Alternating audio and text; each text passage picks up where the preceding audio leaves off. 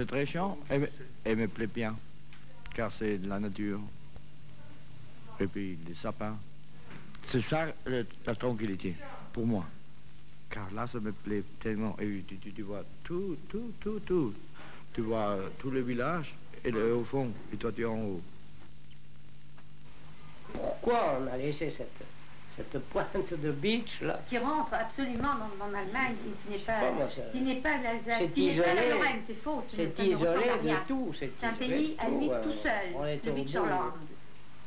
Moi j'habite à Sarreguemines, juste à la frontière. Alors, hein, il y a des camions qui passent, hein, et puis pour tétoiner et tout, hein, vous n'entendez rien que des camions. Nous sommes à côté de la frontière, frontière allemande, et la situation est telle que ils sont beaucoup mieux équipés de l'autre côté que chez nous. Notre région, la région de Beach, elle est un peu en retard. Tout le monde nous promet, chaque député nous promet, mais on ne voit jamais des progrès. Dès qu'ils sont votés, on ne les voit plus. Et ici, dans notre région, ce qu'il y a comme industrie, hein, c'est le verre, hein, le cristal, et puis le bois. Il y a beaucoup de patelins où il n'y a plus d'industrie. Hein. Regarde Meisenthal, il n'y a plus d'industrie. Puisqu'il y a là-bas une petite miroiterie qui emploie 5-6 bonhommes, et puis... Il y a quand même quelques places dans la région, mais d'ici 1 ou 2 ans, s'il n'y a pas d'entreprise qui s'implante dans la région, là, les jeunes seront obligés, ils ne pourront pas faire autrement que d'immigrer, soit à l'étranger, soit dans le centre de la France. Non, je suis de France, je suis frontalier. Oui. Et pourquoi vous travaillez en Allemagne? Eh bien parce que, premièrement, on gagne plus. Oui. Il y a une différence de 50%. Ah bon? Pour le même travail que je fais en France, je gagne à peu près 1500, 1800 francs. Et là, je gagne 2400, 2500 francs. Donc il y a une grande différence. Mon mari, dans les 300 000, il gagne comme chauffeur là. S'il travaille ici, en comparaison, il a peut-être 150, 180 000. Oui? Marc, il vaut à peu près 1,58 franc, c'est ça? Ben, en comparaison, par exemple, moi j'ai gagné 6 marques en Allemagne, ça fait à peu près 9 à 10 francs. Ça, personne ne pourrait se permettre ici. Oui, et si en France vous ne trouvez pas de boulot? Bah si, bien sûr. Et pourquoi vous ne restez pas en France? Bah, déjà pour aller au boulot, il faut faire une 30 ou 50 km. Déjà. Ouais. Il n'y en a donc pas sur la région, là, de Beach Sarreguemines, tout près, là? Mais si, Sarreguemines, ça fait 30 km, et ici, ça m'en fait 2. Personnellement, j'ai déjà été contacté pour aller travailler en Allemagne, et puis on m'aurait offert dans le même emploi, oui, et puis avec un salaire beaucoup plus élevé. Conditions de travail, etc. Est-ce que tu crois que tu es mieux en Allemagne qu'en France? Ah oui, ça c'est sûr. 8 heures par jour, 40 heures par semaine. Combien d'heures de trajet? 3 quarts d'heure, tu dois 1h30 par jour. Et tu te sens avantagé par rapport à ceux qui vont travailler à Beach ou autre part? Je travaille à Sarreguemines, c'est pareil, même pire. Il n'y aurait pas de bus, rien. Je devrais aller à Beach, prendre un bus à Beach. C'est pareil. Et là, on vient de te cueillir devant là. Même s'il y a de l'industrie en France, de notre côté, C'est l'argent qui nous tire vers l'Allemagne. de toute façon, on ira là travailler où ce sera le plus près. Tant qu'il n'y a pas d'industrie, il faut aller à Sarreguemines, à Strasbourg ou à Arnaud. Oui. Et même s'il y aurait une industrie dans la région de Beach, on irait travailler là où on gagne le plus. C'est très clair et très précis. Et vous travaillez dans quoi? Chez Jaune d'Air. Et ça vous botte de travailler en Allemagne? Oui. Pourquoi? Bah, il y a une question de prix et une question d'ambiance de travail. Ambiance de travail, vous trouvez que l'ambiance de travail est meilleure en Allemagne qu'en France? C'est qu'en Allemagne, il y a plus de travail et que chez nous, par manque de travail, alors on essaye à nous chicaner un peu à droite et à gauche. Ouais. Et tu travailles où en Allemagne? À Hambourg, chez Michelin. Chez nous, chez Michelin, il y a environ 800 Français qui travaillent là-bas. Il y en a beaucoup qui sont en Allemagne, hein. Il y en a beaucoup. Vous savez à peu près combien? Oh non, ça je sais pas. Je vais vous le dire, il y en a 9000. Il y en a, vous vous rendez compte? Dans 5000 hommes et 4000 femmes. L'Allemagne rend la situation des artisans et des petites entreprises locales fort difficile. Ils ont appris le métier chez moi, sans rester 3 ans comme apprenti, plus d'une année comme ouvrier, tant qu'ils n'avaient pas 18 ans. Hein. Ils gagnaient les derniers mois 6,50 francs chez moi de l'heure. D'ailleurs, il faut que je joigne les bouts aussi. Et là-bas, on leur a offert cette marque 20 de l'heure. Alors vous voyez un peu ce que ça peut faire par le change. Avant-guerre, il y avait 2 à 3 000 ouvriers qui travaillaient ici à la cristallerie. Et maintenant, il y a à peu près 500, le maximum, comme effectif. Je trouve que c'est très bien d'avoir cette usine ici. Et dans ma famille, on était toujours des verriers. Mon père, mon grand-père, mon arrière-grand-père, tout le monde était verrier. Et j'ai 2 fils qui sont verriers. Et je trouve que c'est quelque chose de bon qu'on ait ça ici. Et dans la région, je trouve que c'est pas trop mal. Quelles sont les industries qui s'installent actuellement? C'est les Allemands qui s'implantent ici. Enfin, à Bitche, évidemment, ils en implantent de temps en temps. Il y a une fabrique de chemises, il y a une fabrique de chaussures. Mais ce n'est pas suffisant comme emploi. Et donc, au point de vue artisanal, il y a encore des souffleurs de verre, par exemple le monsieur Walter qui fait des épis. Il y a quelques gens qui font des thermales médicaux. Enfin, dans la région, la pays de Bitche, si on veut dire parler, il y en a une grande partie qui fait des thermomètres médicaux. Et puis, pour le pays de Souk même, ils font à peu près 1/6 de la production nationale.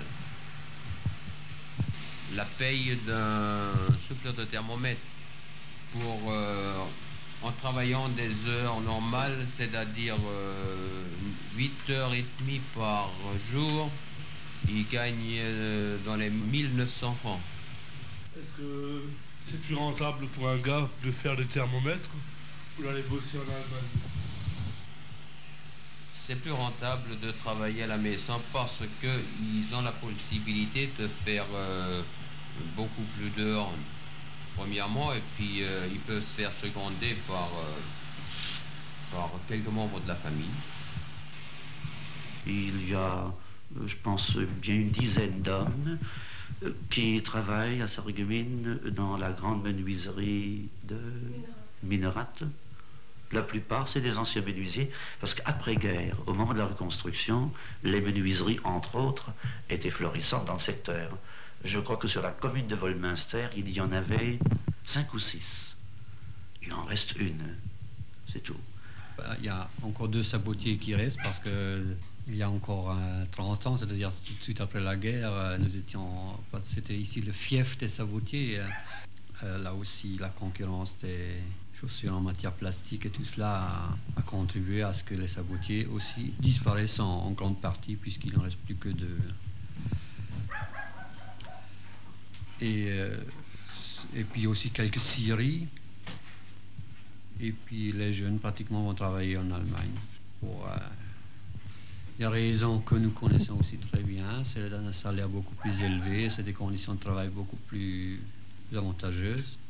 Et tu as eu ton CAP comment? J'étais 3 ans au lycée à Bichulaire. Oui. J'ai fait mon CAP comme mécanicien général. Et j'ai cherché du boulot ici, j'en ai trouvé, mais vraiment, ça valait pas le coup pour la paye, quoi. Alors je préfère partir en Allemagne et gagner le double d'ici.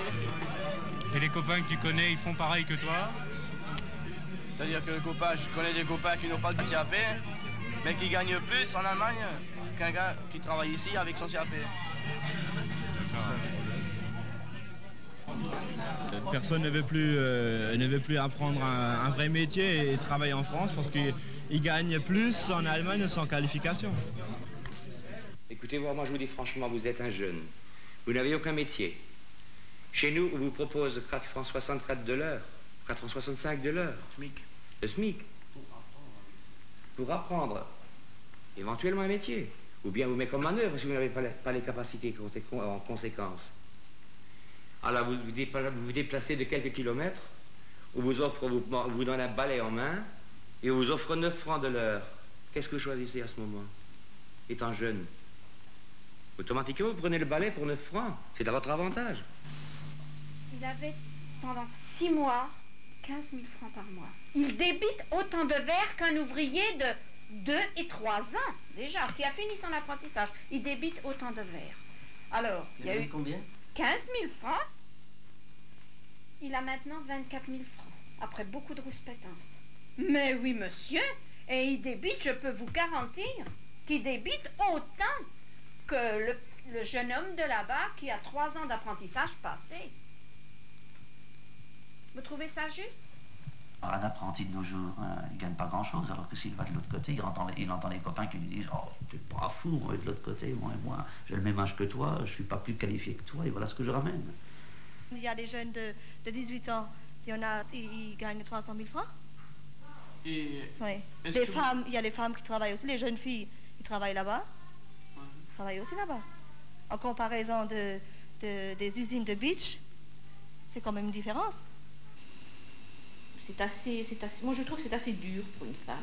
Elles partent le matin très tôt, 6 heures, 6h moins un quart des fois, et elles rentrent le soir à 5, 6, 7 heures. Évidemment, du point de vue gain, c'est assez intéressant. Elles sont parties toute la journée de la maison. Une fois qu'elles ont des enfants, c'est presque impossible. Tandis que si elles pouvaient travailler ici, ce serait... Je me demande un peu pourquoi ils ne font pas ces usines ici dans cette région. Par exemple, le Michelin et tout ça, ils auraient pu faire des usines en France, enfin dans l'Est, n'est-ce pas? Oui. Moi, dans le prochain avenir, je ne vois aucune solution. Parce qu'on ne parle pas qu'on va implanter une nouvelle usine ou qu'on va améliorer quelque chose au point de vue de l'emploi. On n'en parle pas, il n'y a aucun projet en vue, rien du tout. Je trouve personnellement que l'État devrait faire quelque chose pour la région. On en parle, on en a parlé aux dernières élections, mais alors là, jusqu'à ce qu'on réalise tous ces projets. Et ça vous fait rien de traverser la frontière pour trouver du travail? Est-ce que vous trouvez ça logique? Bah, la frontière. Aussi longtemps qu'on nous laisse tranquille, qu'on nous laisse passer librement, hein, on dit pas le contraire. Hein?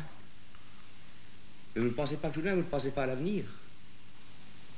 Parce que le moment arrivera, il y aura des crises en Allemagne, on sait bien qu'il y a eu des crises en France. Et vous êtes bien d'accord avec moi que les premiers seront les frontaliers qui ressauteront de l'autre côté, c'est-à-dire de notre côté. Et qu'est-ce qu'ils feront? Ils toucheront de la CELI. Qu'est-ce qu'ils toucheront par jour? Du chômage, oui, d'accord. Et alors? C'est là que ce sera des malheureux. Et c'est pas comme on dit là, on vous fait suivre des stages de 3 mois de formation accélérée, c'est pas en 3 mois qu'on vous fait faire n'importe quoi. C'est quand même, moi je crois que même un soudeur qui a son CAP de soudeur, ben c'est pas encore un soudeur, ça, il n'y a pas... Hein, c'est pas en 8 ou 10 jours qu'on apprend le métier. Non. Parce que en somme, c'est un problème, et un problème pour moi très grave, qui se soulèvera, et j'en suis persuadé, un de ces 4 matins. Et alors ce ne seront plus des jeunes gens peut-être de 20 ans qui s'amèneront, ce sont des gens d'un certain âge, de 40 ou de 45 ans. Qu'est-ce que vous allez en faire? Voilà, ça c'est le problème qui se soulève. Ce n'est pas à l'âge de 40 ou de 45 ans que vous pouvez prendre quelqu'un dans un métier déterminé, dans une cristallerie ou dans une verrerie. Ce n'est pas pensable. Pourtant, il faudrait leur trouver du boulot. On ne peut pas les laisser sur la route. C'est évident. Enfin, le gouvernement est préconisé en ce moment parce qu'il dit qu'il y a un problème d'emploi, qu'il y a beaucoup de gens qui vont travailler en Allemagne, et que si jamais il y a une crise un jour, les gens, ils reviendront.